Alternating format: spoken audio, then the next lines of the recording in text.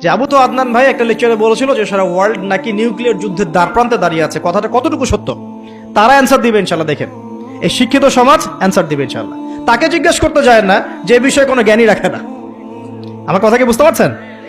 যারা এই সেক্টরে পণ্ডিত তাদেরকে জিজ্ঞাসা করেন, তারা বলবে যে হ্যাঁ, এটা মুখোমুখি দাঁড়িয়ে আছে, যে কোনো সময় হতে পারে, হতে পারে, হতে পারে। আমরা নিউক্লিয়ার যুদ্ধ হবে কিনা তা তো আর আমরা কোরআন সুন্নাহয় পাইনি।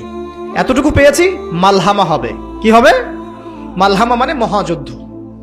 এটা বিভিন্ন কান্ট্রির মধ্যে জড়িয়ে পড়তে পারে, আল্লাহু আ'লাম বিসসাওয়াব।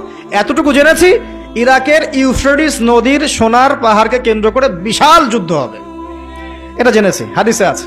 শুধু তাই নয়, নবী সাল্লাল্লাহু আলাইহি ওয়াসাল্লাম বলেছেন প্রতি 100 জনের মধ্যে, প্রতি 100 জনের মধ্যে 99 জন মানুষ ওই যুদ্ধে মারা যাবে।